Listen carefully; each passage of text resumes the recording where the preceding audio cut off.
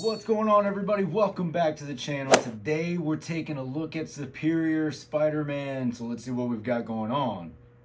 Let's check it out.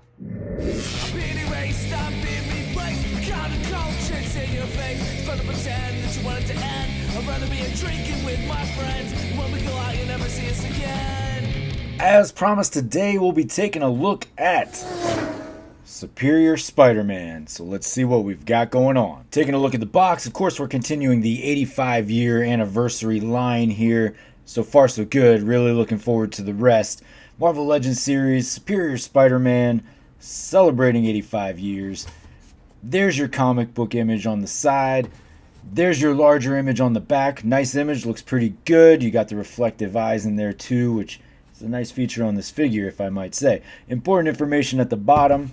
Nothing on that side.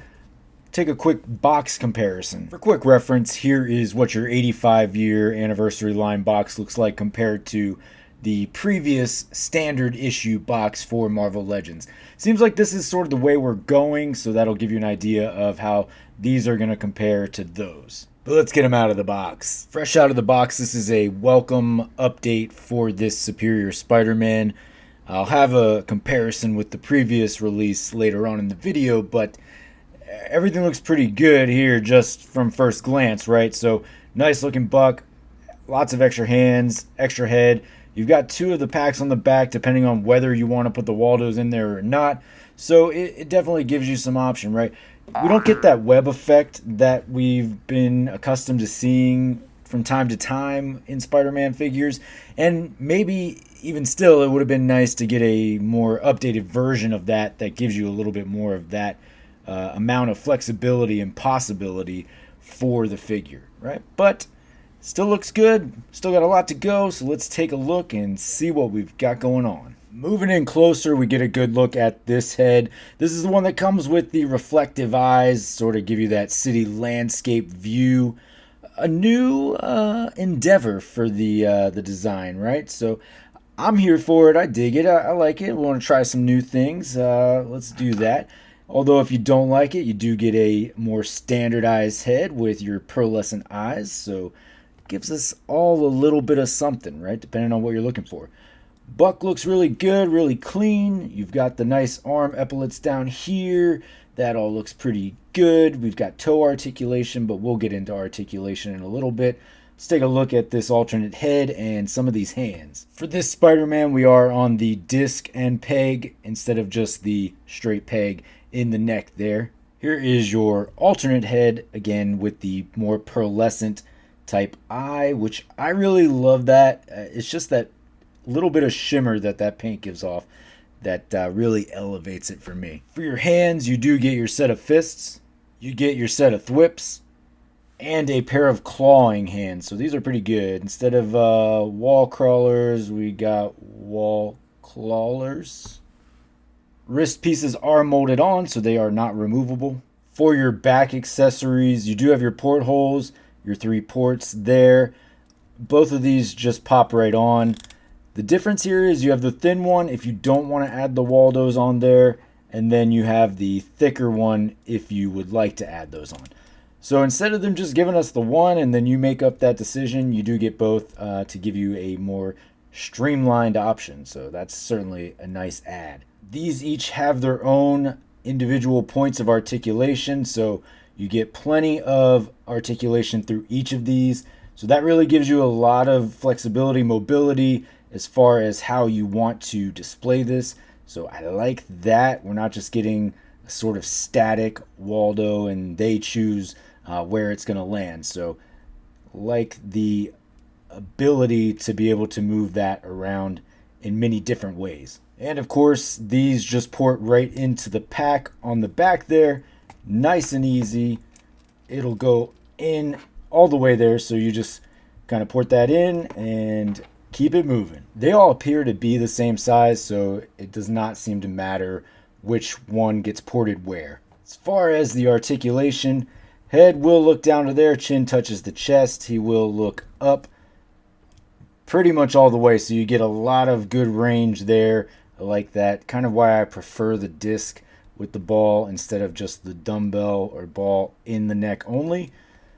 You don't get a lot of side to side though, or movement around on that, but the head will move all the way around. You are on a butterfly, so you get some good back and forth there. Arm will rotate all the way. Shoulder goes up to about there. You do have your upper bicep cut, as well as your double jointed pinless elbows. Nothing at the forearm, but you do have your hinge and swivel at the wrist. You've got your ab crunch. Plenty of gap up in there. Would have been good to get that diaphragm in there, but on the flip side, I do like how slim the torso is here. So basic ab crunch and hip swivel. Leg will kick up to about there. You are on a drop down hip as well, and then the leg will kick back just a little bit. Out to there, upper thigh cut, double jointed pinless at the knee, and your boot cut. Toe articulation, which is cool, like that, and then your hinge down at the ankle there. Some gap in the back as well, and a little bit of paint rub. But all in all, a nice, good, mobile figure. Everything looks really good with the Waldos kind of spread out there, so I like how much range of motion you can get with these and move them around however you'd like. While he will stand, it does take some work. This plastic is a little bit on the lighter side, maybe a little too weak for sustained standing, but if you get them on a flight stand and then get these kind of pointed however you like, you could certainly finagle it to your desire, but I do not see these being good for prolonged standing. For comparison, here he is backed up against our previous Superior Spider-Man, a figure that was not that great when it came out, and it shows in comparison here. So this, like I said at the beginning of the video, is a certainly welcome upgrade to a pre-existing figure. Maybe not one that everybody's going to rush out to get, but I think that this was a worthwhile upgrade and one that I'm certainly happy to add to the display. And then here he is backed up against Superior Octopus. A whole lot going on here. I mean, there are tentacles and Waldos everywhere, but just to give you an idea, they do stack up pretty nicely against each other. In theory, both versions of Doc Ock, right? So I like the height comparison here. Superior maybe just a smidge taller, but I think at the end of the day, no harm, no foul here. And finally, here he is against a couple of Spider-Men, your usual suspects here. Amazing Fantasy and Pizza Spidey. Roughly the same height as Pizza Spidey, obviously taller than Amazing Fantasy. But he's on a slender buck, but not as slender as Pizza Spidey. So I do think there's some good potential down the road here for this buck again. All right, folks, well, there you have it. There is your 85-year anniversary Superior Spider-Man. An updated, upgraded figure from a formerly inferior Spider-Man, if you will. Nice figure all around, really digging it. Like the option to have the cityscape reflection in the eyes. I know that's not going to be for everybody, and that's quite all right.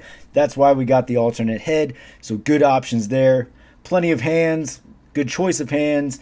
Like the fact that we have 2 packs to plug in the back as well. So I don't have a whole lot to complain about this figure. I like it. I like what I'm seeing here. I'm all good. That's the 2 cents, folks. Hopefully you got something out of that. I do appreciate you checking out the video. Of course, you can always find me on any of these socials down here. Most importantly, though, don't forget to hit that like and subscribe below. And until next time, take it easy.